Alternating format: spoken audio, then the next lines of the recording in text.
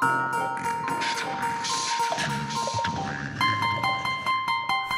there YouTube, it's Clormo with another Logic Pro X tutorial on my Season 2 series, and today I'm going to be talking about using drummer tracks. This is going to be a quick tip video, so it's going to be a more shorter video than before. Before I go into this, I just wanted to mention that there's no winner for this round of the giveaway. There was one comment, it was marked as spam. I'm sorry. If you are watching this video and you think otherwise, please leave me a note and I'll take care of you. But either way, you were not a subscriber, so you know the rules are be a subscriber and leave a comment on the video. So either way, you wouldn't have won, but just in case, send me a note. I'll see what we can do. But there was no winner. In the next video is gonna start the new round, and you know what you need to do. Just be a subscriber, comment on the video. I will let more details in there. I want to keep this shorter. So again, using drummer tracks in Logic Pro X is something that I covered briefly in video number 4 of this season, using GarageBand for iPad mostly. But I want to pick up from there and show you just a few things that you can do after you convert that information into MIDI notes. So let's go into Logic. I have a stock instrument here, a default instrument, just to give a refresher on how to add new tracks. So for new tracks, you press the plus button here for new tracks, and from the selection buttons on the top, you go to drummer. You can choose a genre here, doesn't matter which one you do, and for the purpose of this video you can choose whatever you want.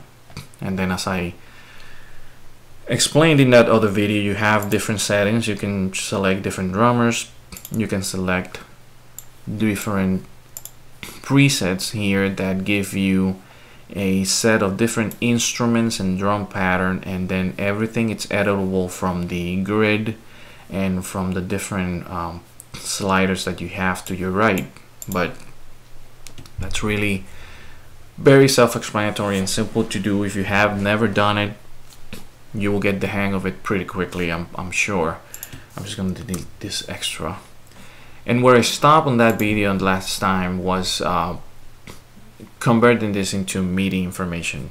Now, before I take off from here, most of the drummer tracks that are available in Logic Pro X, and this is because I have tried them all at one point or another, are based on the Drum Machine Designer. I am gonna be covering this in more detail later, but the reason I'm mentioning this is that most of them already are editable from here as well. You can fine-tune whatever is being used here and select, let's say kick number 1 was being used, you can select it and you have all these options here to fine-tune it.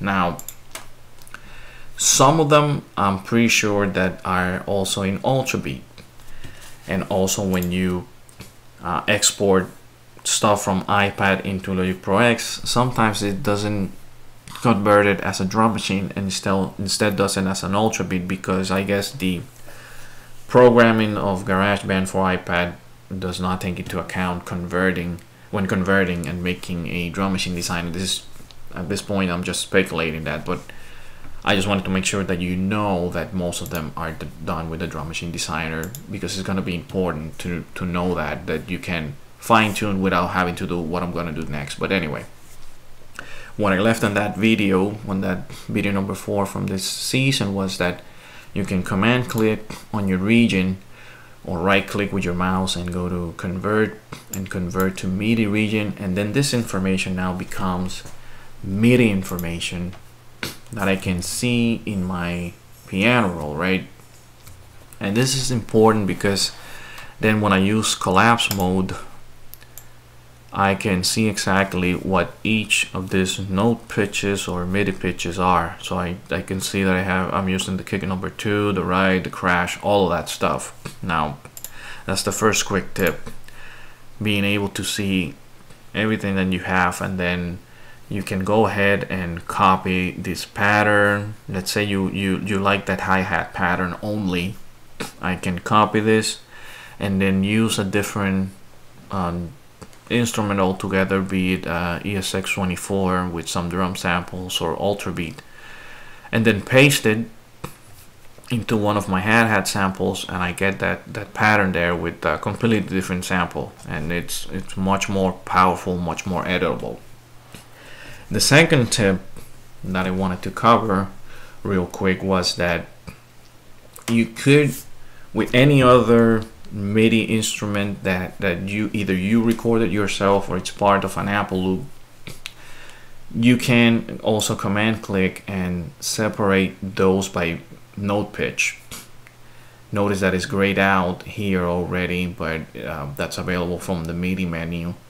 Separate by note pitch, and it tells you right away why it's grayed out. It's disabled because they are a region selected on a drummer track, so it doesn't, for some reason, doesn't like it, even though it's MIDI information, doesn't like to do it. I don't know why, but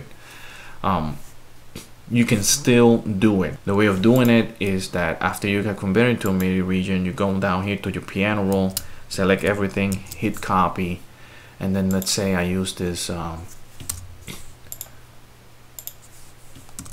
default instrument that I have here, and then I select that region, hit Control B to paste it, and I have all this information now. Again, all this pattern. Think about it as patterns. Obviously it's not gonna sound the same because it's a different instrument to begin with, so but you are focused on keeping the pattern. Now that I have the pattern, I right click again, I can separate it by note pitch, and now I have each and every one of the 7 different instruments that compose that drum pattern, and they're separated into tracks. So now I can change the instrument, and let's say put an Ultra Beat, and you saw, I don't know if you notice how this changed into snare 1, because now that pattern there is my snare, and I can initialize this snare in Ultra Beat and change the sample. And if you don't know how to do that, I encourage you to watch another video that I have in my sample beats tutorial series on how to deal with Ultra Beat and how to change samples and all that good stuff. But that's pretty powerful. It gives you more options to remix drummer track pattern and make it your own, give it your own flavor. So that's pretty much it, what I had for this quick tip. Hope that's helpful. Hope that helps you into building more of your music library, of your drum patterns, making sure that you work a little bit smarter and faster instead of harder, and spend more time and try to figure out how Logic X can do some stuff quicker and help you out. So with that, I'm gonna leave you for now. Thanks to everybody for commenting, subscribing, and sharing my work out there, especially the things I do in Twitter, Facebook, Instagram, and here on YouTube. If you want to contact me for any questions, or just to make a comment on this video or any other stuff, any other Logic Pro X tips, use the contact information you can find me, that you can see below. You can find me on social media, or my email, or my webpage. And thank you very much, YouTube. Peace out.